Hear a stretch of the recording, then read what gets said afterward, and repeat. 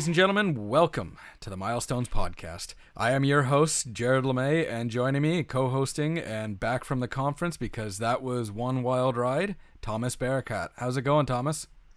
Jared, it's going well. Like you said, glad the conference is behind us now. Not that we don't enjoy it, but it's a huge time commitment and a lot of work. But I hope that our members and our delegates enjoyed it as much as I did.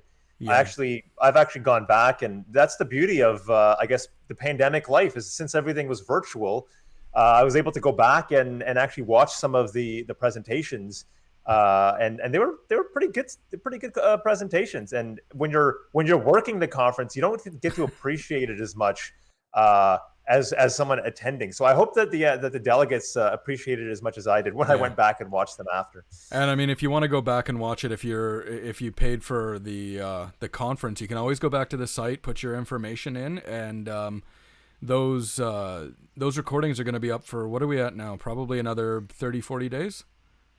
Yeah, I think it was a 90 days from when the conference ended. So I Yeah. think that puts us at the end of May, I Yeah. believe. So there's still some time. There's still time to go and watch those Go presentations. back, check them out, listen to the excellent speakers. We had a couple of the excellent speakers on the podcast the last two episodes, so go back and check them out for like additional information and some of the questions we asked them. It was a lot of fun. So Yeah, definitely. Yeah. yeah, all right, let's get started today. This is going to be an interesting episode. Since it's been talked about a lot in Ontario, and it's sort of a big deal right now. Everybody's getting their 2 cents in. The new highway, well, not new actually. This is pretty old information, but it's just being revived. Highway 413 has been planned by the Conservative government, and it's getting a little bit of flack. And you know what? We're gonna sit down. We're gonna talk about that today. We're gonna see what we think about it and where we can go with it. But to start things off, Thomas, you've written a really comprehensive report to our board, and eventually that information should come out to our membership. But why don't you give us a once over about what 413 is? Yeah, thanks, Jared. Yeah, for those who aren't really aware, Highway 413, sometimes referred to as the GTA West Highway, sometimes as the GTA West Transportation Corridor. It's a 400 series highway that's been proposed. It would run through Vaughan, Caledon, Brampton, and Halton Hills. It would connect highways 400 and the 401, 407 interchange over there in Halton Hills. And the estimated cost of it is about $6 billion. So it's not chump change. Like you said, this isn't actually new. This was actually initially proposed about 15 years ago. And it's about 59 kilometers long. And where this started was the 2005 Places to Grow Act. And that through Places to Grow, which set out population density and growth targets for municipalities.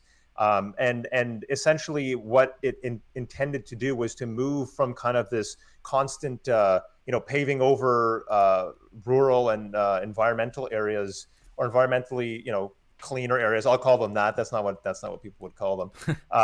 But it was intended to kind of limit building in these green spaces and have and encourage more development in already built up, already urban areas. So, and how does the highway fit into this? Well, this the government of the day, which back then was the Liberals, and this was the McGuinty Liberals, which 2005 was a very long time ago. Yeah. Oh my So God, it's it's almost a decade ago. Well, more than a decade right. ago. Yeah, and so the purpose of this highway the corridor was to connect some of these emerging towns, cities, whatever you want to call them, municipalities, more generally on the western part of in the western part of the GTA there. So that's the origins of it. Right. And then now so we'll fast forward. It was studied extensively throughout the previous government. There was an expert panel that they had appointed, which eventually told them that it wasn't the best way to address transportation needs of the region. So in 2018, the Liberals decided to can it. They scrapped it. And most people thought that it was over. Obviously, people who follow politics know that it's never really dead until a new government comes in, and that's what happened in 2019. The Doug Ford Conservatives came in, and not too long after that, they decided to revive the project. So that's where we are now. One more thing on that is that the government has proposed to kind of help fast track this project in a way by doing a little bit of a streamlined environmental assessment, and that was proposed over the summer. So we'll see what happens with that. But that's where we are now. I'm going to stop talking so much, Jared. Okay, well, I mean, high level, I first heard about this probably back before the conference, and you know what? Initially, I thought it was a great idea. Me being from the east, there are a lot of highway. Well, I mean, it's not as populated out east. I was from Belleville. I was going to say, Jared, define the east, Jared, because when you say the east, I'm thinking, New Brunswick or something. No. Let's go Eastern Ontario. I was born in Pembroke, and I've moved my way west. But I mean, before I was at OGRA, I lived in Belleville and I lived in Oshawa, and there are highways, lots of highways pushing out that way and over into the Peterborough area. And moving out to where I am now in Brantford, there probably two, 401 and 403. So I thought something 407. And 407 ends in Hamilton. Right. Okay, fine. So but it's west is what. But I mean 407 out east is going all the way to Peterborough, right? Right. And I thought, you know what, you have another highway, like a third highway gives people some options to get out to your Guelphs, Kitcheners, Waterloos, your up and coming communities, right? And even out into Brantford, and even out to London, and like those are really bedroom communities for Toronto. People are moving out there and commuting into Toronto, so another highway I thought wouldn't be a bad idea. But I got looking at the map, and it like this highway sort of ends. Well, where is that? Just at the 407, so just in Hamilton. So short. It ends in Halton Hills. Yeah. Where the 401 and 407 kind of meet there. Yeah. So it doesn't even make it to Hamilton. No. And if I'm not mistaken, the previous plans for this was supposed to take it all the way down to Niagara as well, right? That I'm not 100% sure. Okay. You might be right about that. Maybe in initial or earlier versions of it. Well, not this version, but don't quote me on that. But I could have sworn I read something about that. But either way, I initially thought this was a great idea, but looking at the plans, I honestly don't see how it's going to help move people across the city. It's higher than the 407, which I hated to go up to cross the city anyway, and I don't see people making that trip to get to avoid the 401 or the QEW or anything in there. So short of joining those communities together, I didn't really see a point to it, if that makes any sense. Yeah, I mean, I think what you're okay. So you're kind of giving the perspective of somebody who lives further west, and you're thinking to yourself, okay, why would I use it? But what if you were going to go to cottage country or something, right? You probably want to hit the 400. If the 401's jammed and you don't want to pay for the 407, it becomes an alternative in a way, right? But I mean, that's going north, and there are plenty of, like, my parents live in Angus, and I have plenty of ways to get there. Like the 410 turns into Highway 10. You can take the back roads, which isn't too bad. The 400 again is it's not bad. 400, 404 are other ways to get north, and there are tons of streets like Dixie Road and what's the other one there? There are a couple other streets going straight north that you could take as well. Airport Road, I think. Airport Road, right? Yes, that's probably what you're thinking of. Yeah, those might even be better to develop than putting down an entirely new highway. But I mean, yeah, and okay, well, you know what, so it's interesting. You were kind of, kind of in favor of it to start. I don't think I ever was in favor of it, to be honest. So, but your perspective has changed. But what we should be talking about is what the government, what MTO, what are their arguments as to why this should be built or why it's important. Now, I know, according to Minister Mulrooney's office, one of the purposes was to reduce travel times for commuters and goods. So, I mean, I guess so. there's a couple ways to look at this. One is, okay, if you build a new highway, there's more room. Some, like, a bunch of people will leave, the 401 or whatever, and just use this highway instead. Unfortunately, that's probably not going to happen. Jared, are you familiar with, like, the term called induced demand? Have you heard of that? I believe so. If you make the opportunities available, people will take advantage of it, so to It's, speak. yeah, essentially, if you build a new highway, it will just become If fuller with more people. if you So it build it, might they will come. essentially, that's kind of what it. Well, no, but it is, Yeah. because essentially there might be a reduction in time, commute times, and for goods and all that initially when it's first built. People will switch and say, oh, I'm going to take this one instead. There's less people. But then what happens is others will say, "Oh, you know what? There's less people on that. I'm going to go to that one too." And then others will say, "Oh, well, there's less people on the 401 now. I'm going to take that too." So essentially, what you're doing is you're going to increase the number of people Yeah. who are going to take the highway because there's less people. And then what happens when people, like a bunch of people, start doing that? Yeah, Well, and you're then back to where you were, but you're short $6 billion. and thinking about So building another highway. and then yeah, where are we in another 20 years, right? Yeah.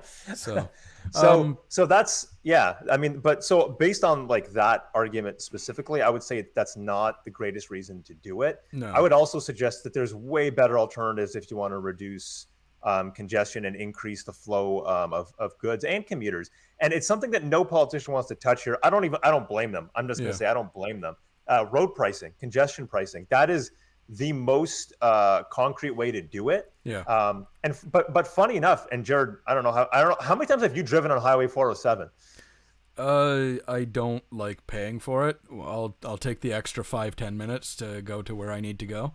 And on top of that, Right. when I used to live in Oshawa and I'd have to come across the city to Oakville, it would be 10 minutes up to the 407, nice zip across, another 10 minutes down to where I needed to go, and I've just wasted all the time I've saved going up and down. So I honestly, to me, Right. I didn't see a point.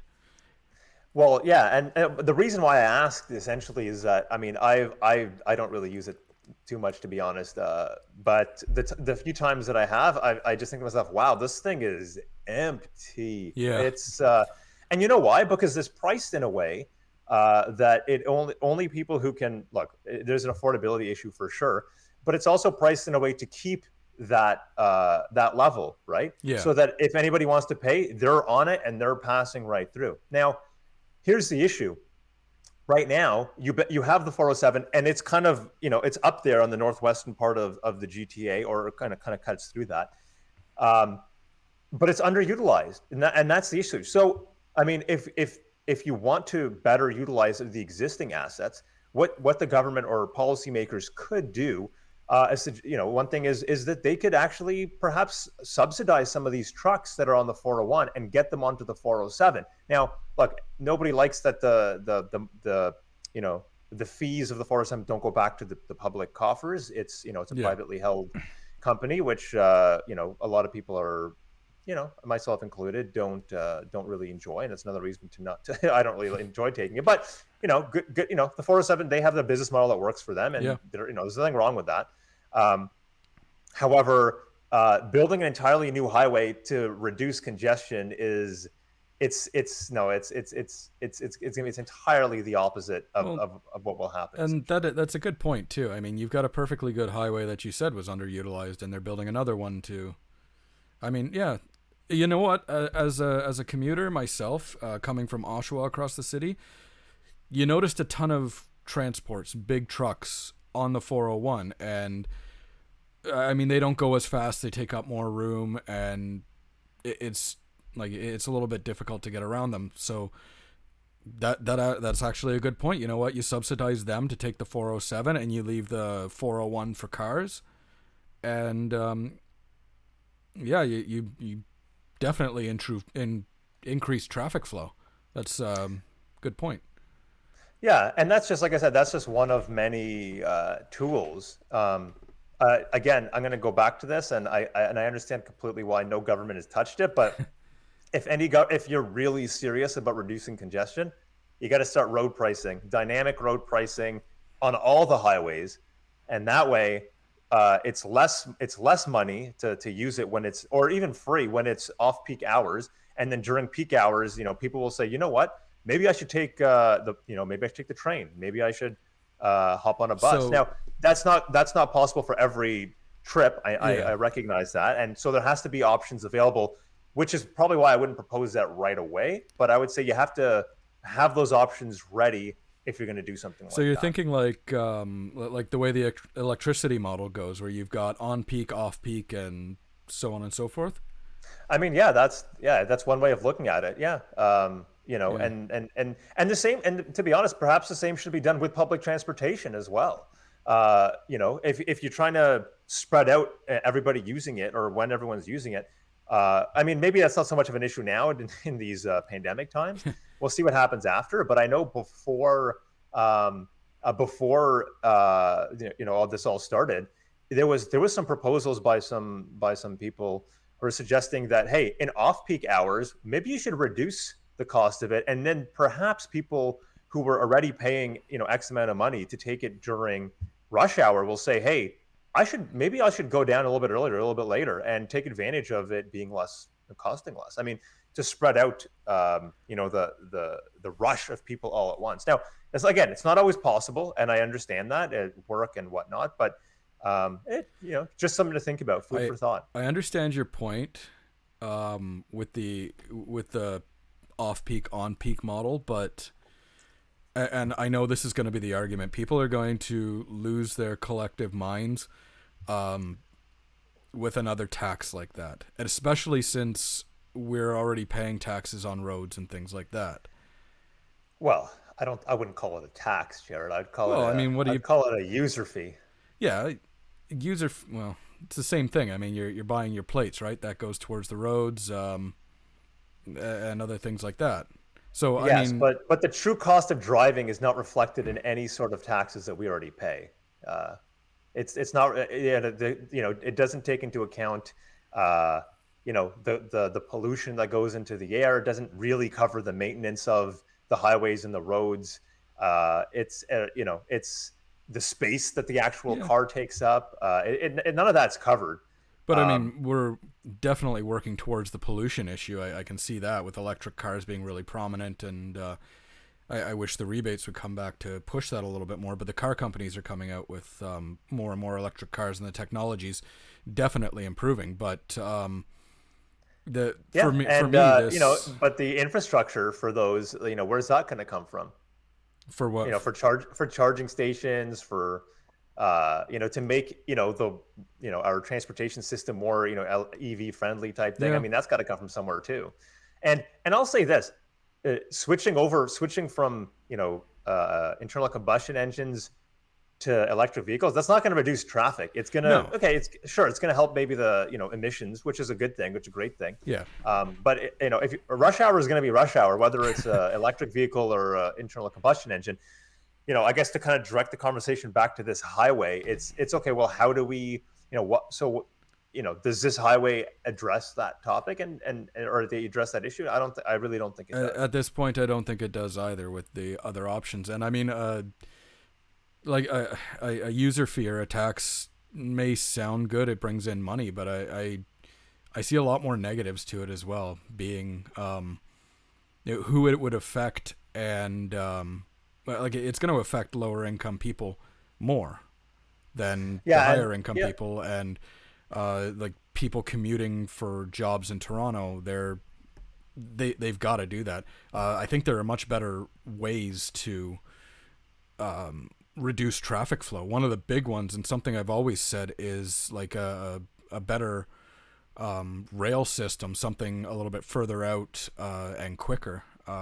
Go Transit, as it is now, the Go Train, it's not bad, but it's mainly that Lakeshore line is the main one. There are a few off sprouts, but the timing on that is not sporadic, but I mean it's few and far between. I know, like, my parents wanted to come down to Toronto for a Raptors game from Barrie, and I mean the train was every hour, and the last train ended at 10 o'clock on a Saturday night. And I mean, a Raptors game goes to what, 11, 12?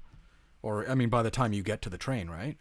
Right. Yeah. And that's just it, right? Is is we have to kind of make or improve our investments in service on our public transportation, Yeah. but we also have to acknowledge that that doesn't just happen overnight either. No, of And course not.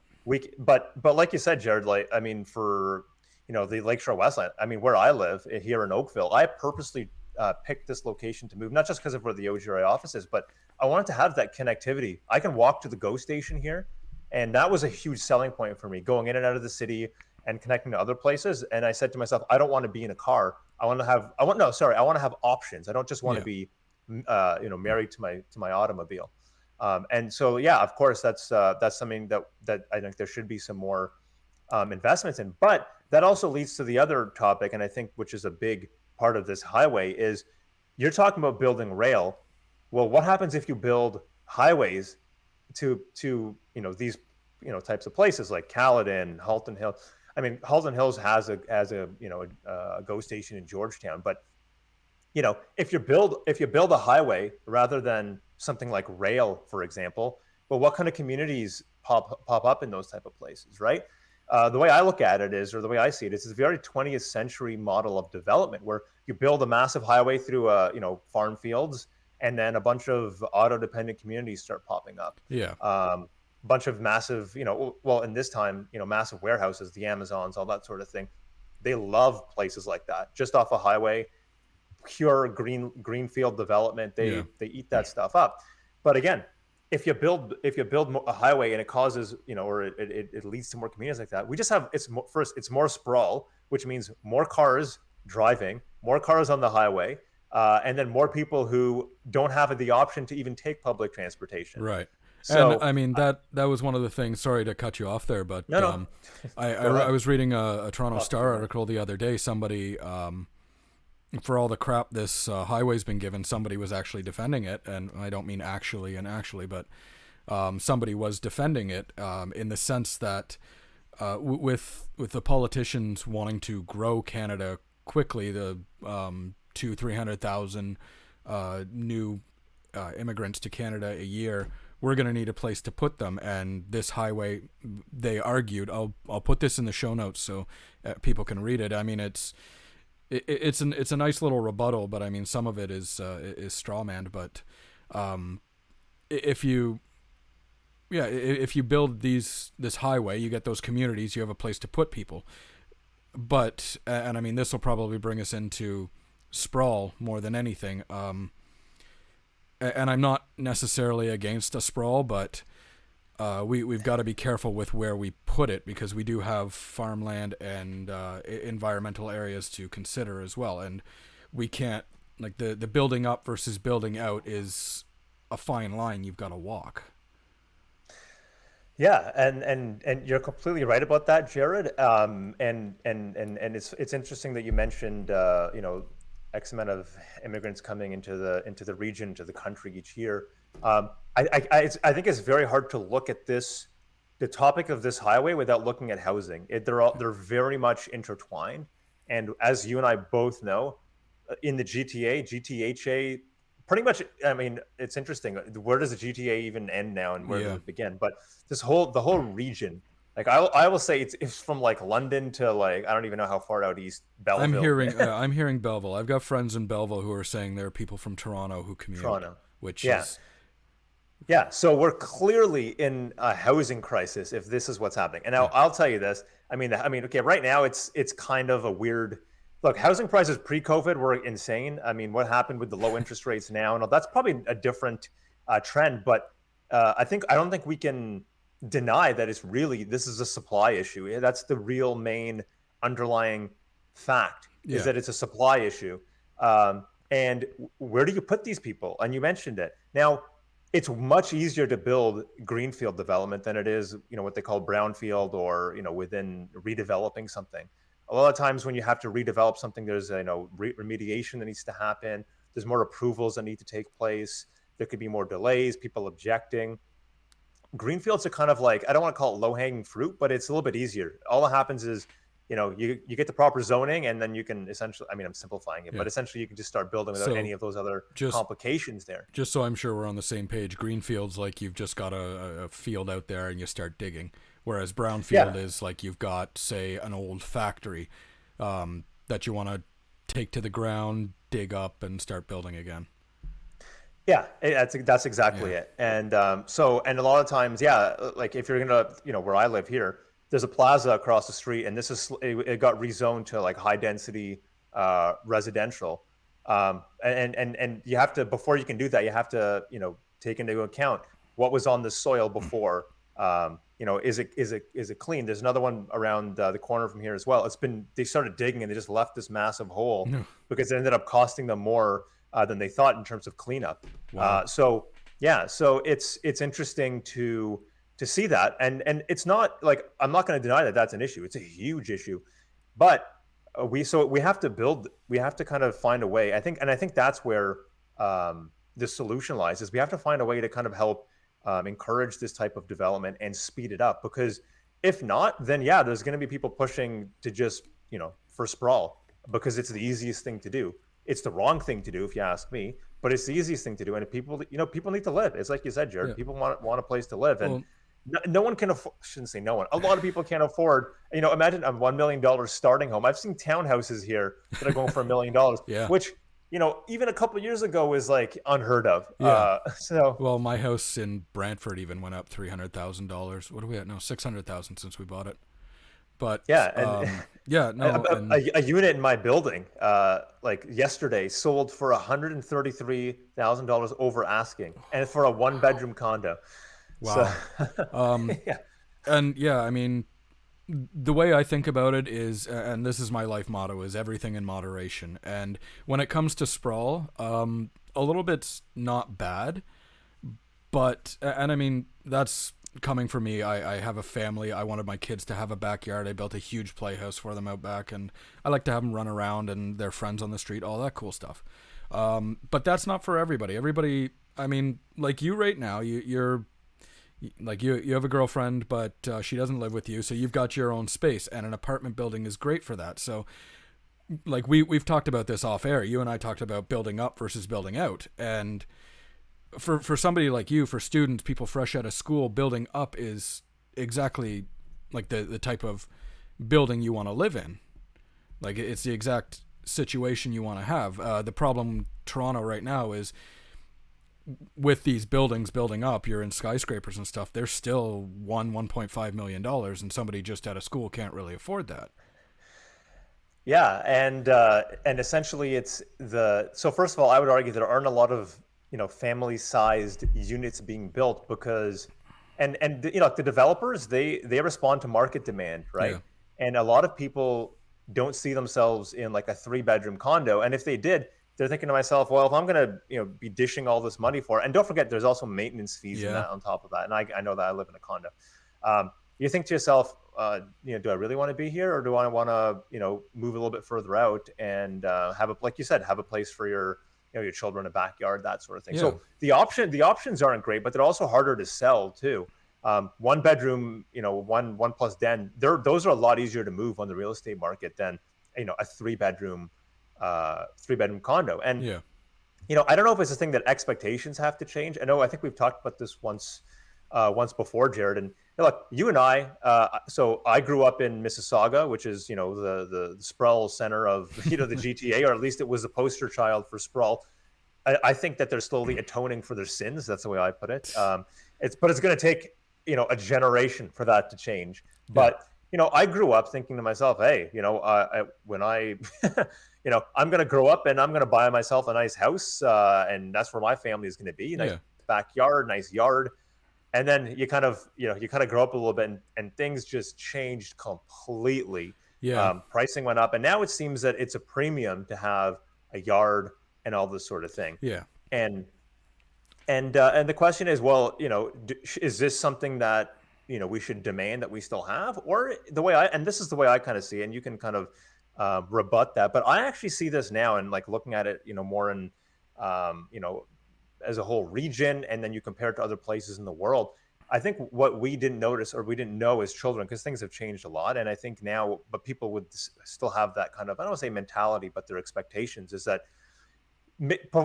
before, or 20 years ago, maybe it was an abundance of land. There was a lot of places to kind of pave over. I don't think it was ever right, but we didn't really see it as an issue because it just seemed like it could just keep happening. I think the Greater Toronto region has now matured, and we're becoming really a mega metropolis region, and we can compare that. I mean, we're the third biggest region in North America now. But if you compare, the GTA, GTHA with other mega regions in the world, I mean, these places are not building sprawl type development. No. But and I'll say this to you, because I know what you're going to say, Jared. You're going to say, well, not everybody wants to live in a skyscraper. And it's true. It is, yeah. It's true. But you know what? I'm going to tell you this. And now I'm getting all, you got me. I got myself riled up here, Jared. No, let's go with it. Let's go with it. Yeah. Look, in my travels, again, pre-COVID, seems like a different era. Actually, it was about 4 years ago today. I had visited Tokyo. And think about it. Let me ask you this, Jared. When you think of Tokyo, what do you think in terms of like how the city looks? Probably larger skyscrapers. I'll get into this story in a bit, but when I was younger, my parents had Asian exchange students, and they were from China, so I'm guessing their situation was a little bit similar to the way it is in Japan. But I'm expecting not high rises, but taller buildings, like condos, essentially. Well, it's interesting. So Tokyo, first of all, the greater Tokyo area is like the population of Canada. Yeah. Like literally, there's like 30 million people or more. But I was so surprised at, don't get me wrong, there are areas where it's pure. Shinjuku, that was pure skyscrapers. It's everything that you would expect in a futuristic East Asian type place, right. that the lights and the neon, and that didn't disappoint. But for every place like that, there were so many other places that were kind of, gentle density, kind of mid rises. And they were smaller, but okay, they didn't have these, house McMansions, whatever you want to call them, with a front yard and a backyard. But not everybody would, like, I was surprised at how many people or how many places they saw that were not skyscrapers. And this is a place with the population of Canada. The difference there is they don't have a car culture. It's very different than it is here. Yeah. So you can put people. I mean, a lot of their communities are built around rail stations or right. mega stations, and so not a lot of people have cars. So when there's less space used up for cars, you can build more housing, right? So, anyways, my point is, our expectations, I think, are going to have to change, because as we continue to grow as a mega region in the world, they're not making any more land, Jared. It's nope. Once you head up against a certain point, you can't build anymore. But here's the difference between Canada and Japan, though. Japan is probably the size of Nova Scotia and New Brunswick put together, versus Canada, which is just massive. I'm not saying, like, you're right, we can't build more land, but at the time, we had the opportunity to build out as we needed to. Japan at the time had a finite, being an island, had a finite amount of land, and they had to plan properly. Now, I admire their rail system and their commuting system. I think that would be great coming out of the GTA into some of these communities around, like the Guelphs, Brantfords, Barries, if we improve that better. And I know we've talked about this before, for people commuting in, if they had a better option than like a GO train every hour ending at like 8 or 9 at night, they would probably utilize it. And if it wasn't making stops every 10 minutes and it didn't take an hour and a half to get in, like I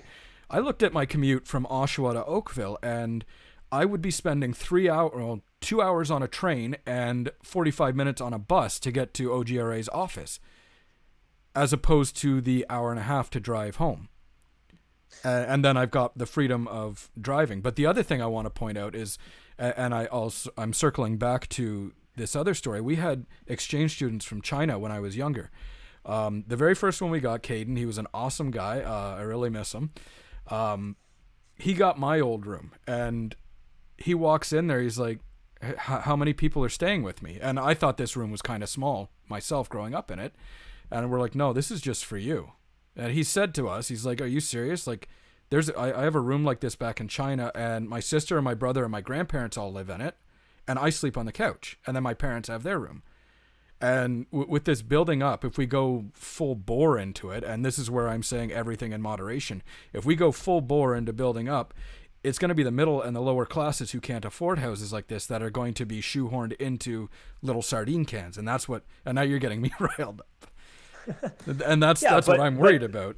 But Jared, I mean, I would say that, yeah, okay, fine. You can make that argument, but at the same time, if the proper planning procedures are kind of in place, I mean, I would hope that wouldn't be the case. Yeah. But if you're just building, if you have families living in 1+ dens, then yeah, I could see why that you would why you would fear that. And we're right now, like the way things are going, I am afraid that maybe perhaps something like that could end up like that, and I really would hope not. But we have to build more housing to kind of avoid that and to kind of bring the price down too. And that's the thing. I mean, we've talked about this too, and COVID's really shown a lot of people that you don't need to go to the office. I mean, especially us at OGRA, for the last year and a bit, we've been doing a fantastic job from our homes, and like we put on an awesome conference. I dare say one of the best ones in the municipal sector. So for that, I think going forward, we should look a lot more at telecommuting. We should look a lot more at infrastructure like rail and so on and so forth. And a lot of these smaller communities further out are losing their population because the younger people want to or feel they have to live in downtown Toronto.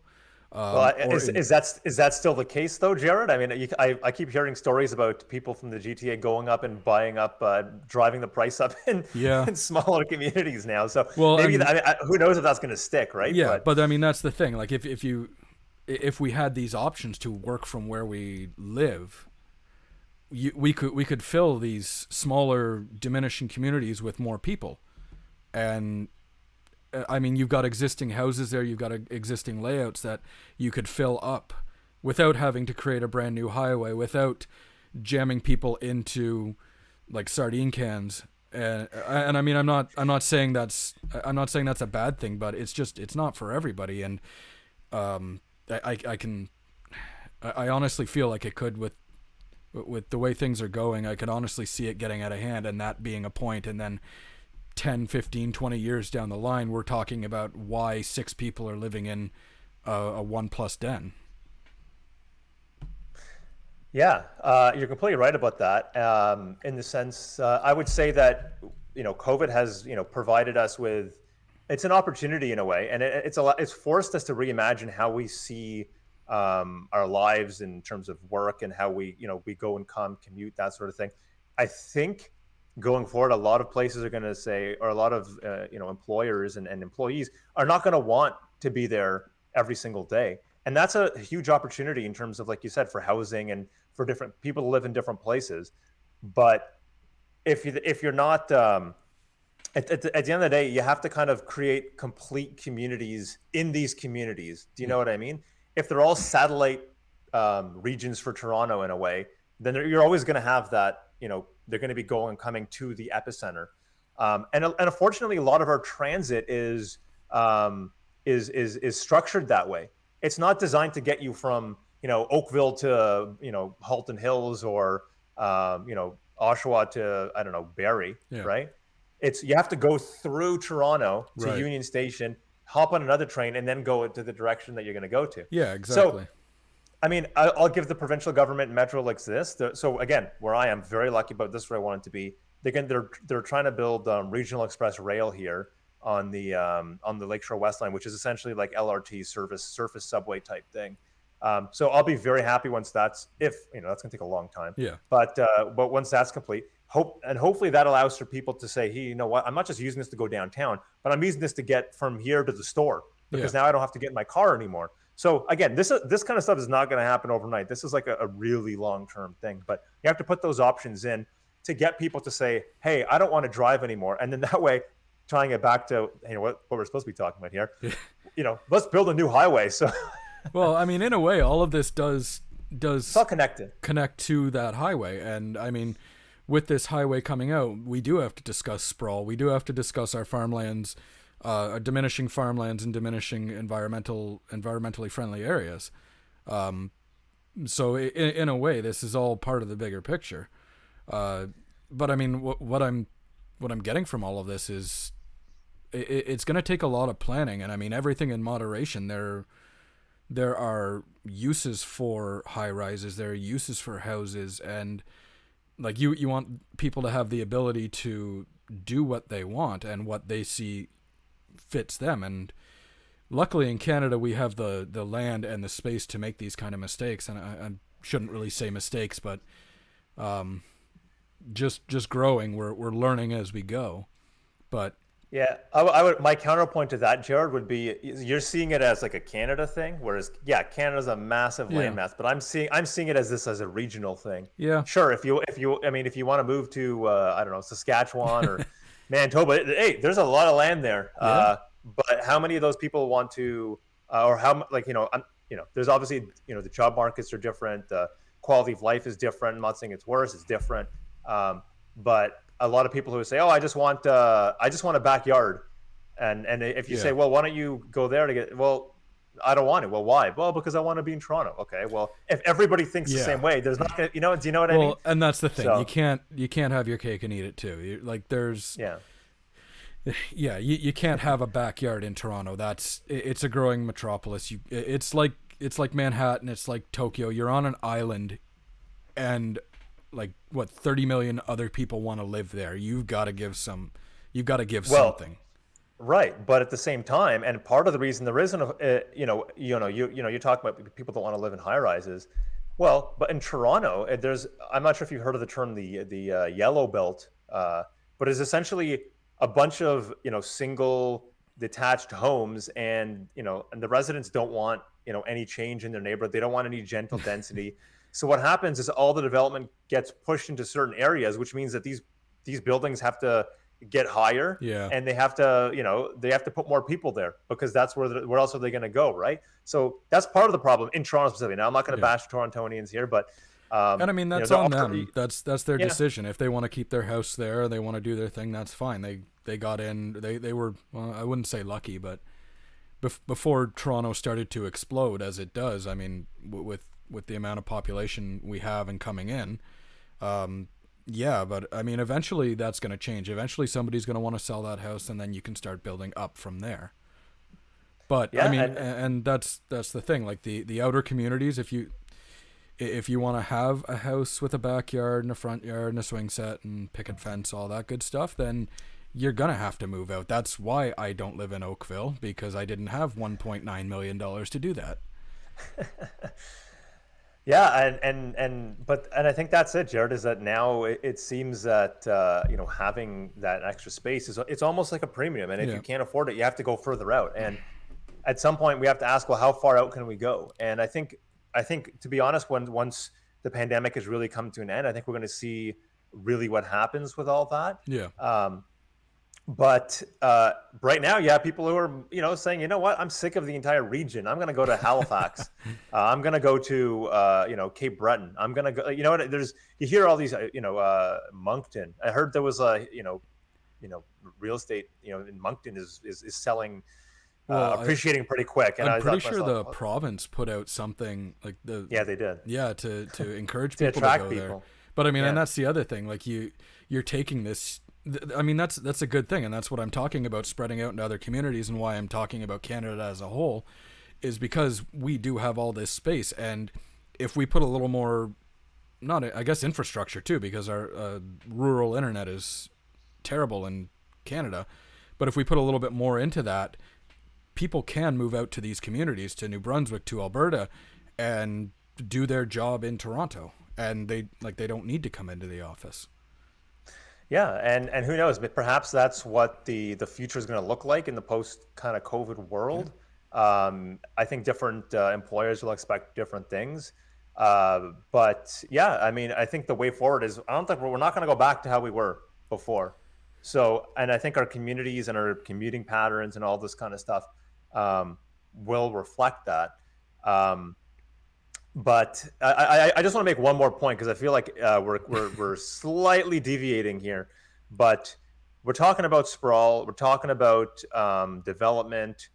We want to tie this back to municipalities. Yeah. So 2 points on this. One is I'll say sprawl and sprawling communities are not financially sustainable. They're not fiscally sustainable. It costs a lot to build this infrastructure, and then you don't have enough taxpayers to maintain it once they have to be replaced and maintained properly. Right. It's easy to build it when you charge development charges, which are passed on to the buyer, which is just people like us. But when the bill comes to maintain your assets, we're trying to back to asset management here. Yeah. Look, and this is a point I want to make. We have a $34 billion municipal infrastructure deficit in Ontario for just in bridges, roads, and culverts, just in those asset classes, $34 billion.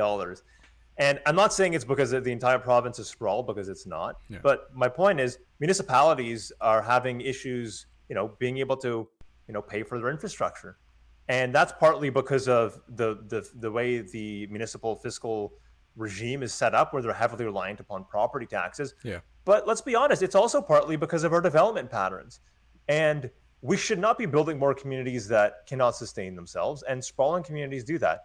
But my argument in tying it back to the 413 is $6 billion would be a pretty decent down payment on a $34 billion municipal infrastructure deficit. Right. And, I think that perhaps that money, even though it's, to be honest, has not actually been allocated, but if it's going to be spent, why not take a fix it first approach?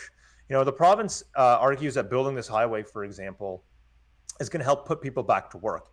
But studies have proven that it actually, if you do fix it or state of good repair projects, fixing up your current assets, those actually put more people to work. Yeah. than building brand new projects, because a lot of the money that goes into projects like that is tied up in buying property and all that. That's not productive in a way. But repaving a road, rebuilding a bridge, that's putting people to work. And it's putting more, and there's a higher, value or percentage of that money. You get more bang for your buck, is my point. Yeah, that I'll agree with. $6 billion has a large impact on Ontario infrastructure, and I mean, what are they saying? This highway is going to save people 6 minutes? I don't some actually, depending on the study, the province doesn't like to quote one of the studies that it said was 30 seconds, which is fine. I'm not saying that's the right study, but yeah, if we say it saves between 30 seconds and 6 minutes, I don't know that $6 billion. Let's give them the benefit of the doubt. We'll say 6 minutes. Is 6 minutes really that much of a deal? Like that big of a deal? When you could be crossing a bridge and it could be falling apart.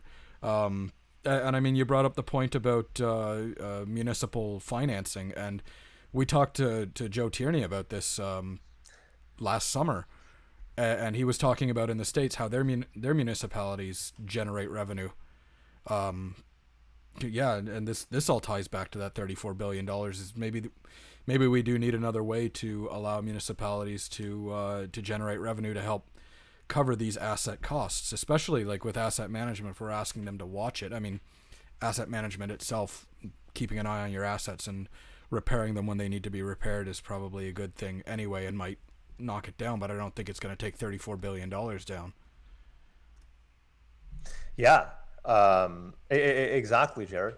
You're completely right about that. So, I would like to. That's where if it was if it were up to me, I guess, or in the municipal sector, I think we would like to see that money come back to our communities rather than just building another mega highway, which probably isn't necessary.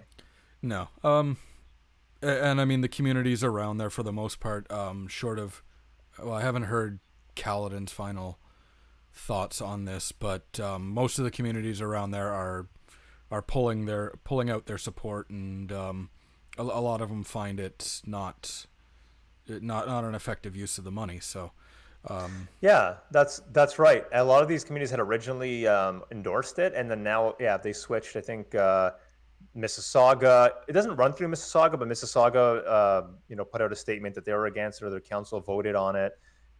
So did Toronto and Orangeville. Again, none of these communities, it doesn't pass through them, Vaughan but they as well feel like just they'd pulled be their affected. support too.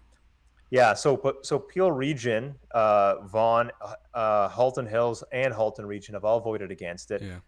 But interestingly enough, York Region they reaffirmed their support for it, which is so it's like Vaughan says no, but York Region says yes. And it's interesting because in Peel Region it's the same thing. Caledon is still in favor of it, Yeah. but Peel Region has voted against it. So we'll see what happens. Yeah, but I mean, from my perspective, and I'm not putting this on OGRA as their final statement, but my perspective, I don't see a lot coming out of it. But sorry, you're going to say something. No, I was just going to say, I think this is something that our board will be discussing at our next next meetings to see if we want to, put out a statement or not, or but we'll leave that to them. Yep. So, but we'll see what happens. I look forward to seeing more arguments for and against it. If new evidence kind of emerges that this is, a really, good project, I'd love to see it and read about it. Yeah. But as it stands now, I know if you ask me, I don't think this is the best use of $6 billion. And as somebody who initially was for it, after diving a little bit deeper, seeing Thomas's report, it doesn't seem like something very helpful, or I don't know. That's just my 2 cents anyway. But yeah, I mean, this all, it's funny, this 413 really ties into the bigger picture of Ontario infrastructure and building the province. And it's actually a good conversation to have as we go forward to make sure we build and we grow, not just build and grow, but build and grow properly, so that in the future it's sustainable and everybody can enjoy it as we have now. Yeah, and you're right, Jared. It's about doing it right, and this, I understand that there's like a housing crisis and all that, and it's all connected, and we have to get stuff built quick, but we also don't want to make some mistakes that take generations to fix. Exactly. Yeah, it's about finding that balance. Yeah. All right. Well, that was a pretty good conversation. We want to wrap it up here. Yeah.